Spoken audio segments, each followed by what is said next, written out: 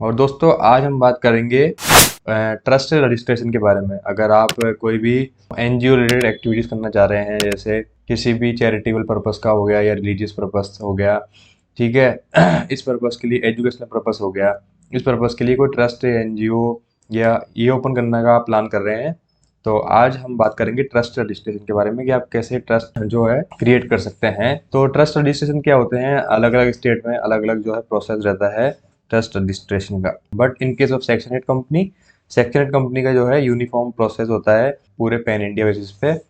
तो अब हम देखेंगे कि हु में क्रिएट ट्रस्ट जो है कौन क्रिएट कर सकता है।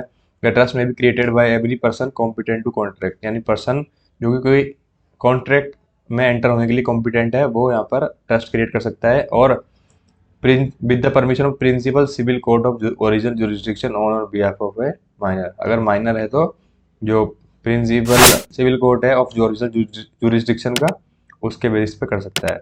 तो पार्टीज कौन कौन सी होती है ट्रस्ट के अंदर, वो हम यहाँ पे पहले वो समझेंगे। तो पार्टीज में जैसे सेटलर होता है। सेटलर का मतलब ये होता है कि जो जो ट्रस्ट का निर्माण करता है वो पर्सन क्या होता है, सेटलर होता है। यानी जो ट्रस्ट को खड़ा करता है वो हम जो है यहाँ पे सेटलर कहलाता है। सेकंड होता है ट्रस्टी। ट्रस्टी का मतलब यहाँ पे ये होता है कि जो भी पर्सन जो ट्रस्ट के बिहाफ पे प्रॉपर्टी होल्ड करेगा ट्रस्ट की, चाहे वो मूवेबल हो इमूवेबल हो, ठीक है, तो वो कहलाता है ट्रस्टी। यहाँ पर ट्रस्टी जो है प्रॉपर्टी की देख रेख करता है, इसके अलावा प्रॉपर्टी को एकदम सिक्योर तरीके से यूज़ करता है, किस तरीके से एलोकेशन होना है वो इंश्योर करता है, ठीक है। तो ये उसकी जिम्मेदारी होती है। तो acceptance of trust, disclaimer of trust, then उसके बाद आता है बेनिफिशरीज। बेनिफिशरीज कौन होते हैं, जिनके बेनिफिट के लिए ट्रस्ट यहाँ पे बनाया गया। जैसे चैरिटेबल ट्रस्ट है, किसी भी जैसे अपंग या विकलांग लोग वगैरह होते हैं तो उनके बेनिफिट के लिए अगर कोई ट्रस्ट बनाए तो this is called the beneficiary. वो लोग यहाँ पर उसका बेनिफिट लेंगे ट्रस्ट का। काफ़ी सारे ट्रस्ट हैं जो कि इसका बेनिफिट ट्रस्ट का जिस पर्पज़ के लिए बनाया है उसका बेनिफिट यहाँ पे लेते हैं। Categories of trust in India. तो ट्रस्ट जो है किसी भी लॉफुल पर्पज़ के लिए बनाए जा सकते हैं। अगर अनलॉफुल का पर्पज़ है तो वॉइड हो गए। और ट्रस्ट जो क्रिएटेड किया गया है two purpose, one is lawful and other is unlawful. अगर दो पर्पज़ के लिए गया है, एक जिसमें से लॉफुल है एक अनलॉफुल है, then the two purpose can not be separated, तो ट्रस्ट क्या है, वॉइड हो जाएगा यहाँ पे। तो पूरे जो पर्पस है वो यहाँ पर उसके लॉफुल होने चाहिए। सेकंड जो आता है, फर्स्ट जो टाइप आता है ट्रस्ट का वो आता है पब्लिक ट्रस्ट। पब्लिक ट्रस्ट क्या है, पब्लिक के बेनिफिट के लिए बनाए जाते हैं, ठीक है, और चैरिटेबल एजुकेशनल और रिलीजियस पर्पस के लिए यहाँ पर बनाए जाते हैं। जो गवर्नेंस है पब्लिक ट्रस्ट का वो गाइडेड किया जाता है specific statute such as religious endowments act of 1863, charitable and religious trust act 1920 और Bombay public trust act of 1950। Private trust जो है एस्टेब्लिश किए जाते हैं for carry out the activities of the specific individual, families और close associates. These trust can have beneficiaries closely related to the trust founders. तो private trust जो है private जो फैमिली मेम्बर्स होते हैं बेसिकली उनके बेनिफिट के लिए यहाँ पर बनाया जाता है, ठीक है। तो ये ट्रस्ट का जो पर्पस है वो हमने यहाँ पर समझा। अब हम नेक्स्ट जो बात करेंगे वो बात करेंगे कि जो ट्रस्ट है वो किस तरीके से जो है हम रजिस्टर कर सकते हैं, ठीक है। और बाकी बात हम बाद में जो वीडियो के एंड में देखेंगे।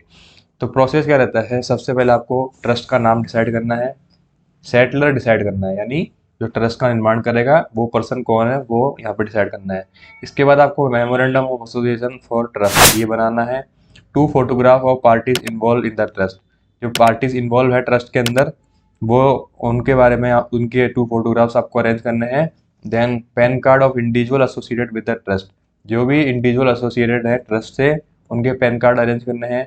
एड्रेस प्रूफ ऑफ इंडिविजुअल्स, जो एड्रेस प्रूफ है इंडिविजुअल्स के वो अरेंज करने हैं।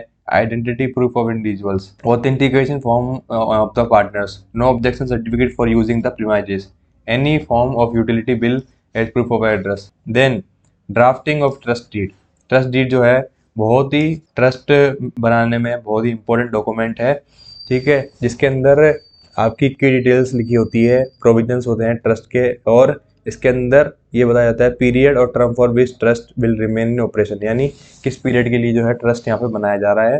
Then registered office of the trust, registered office यहाँ पर ट्रस्ट का डिस्क्लोज होता है।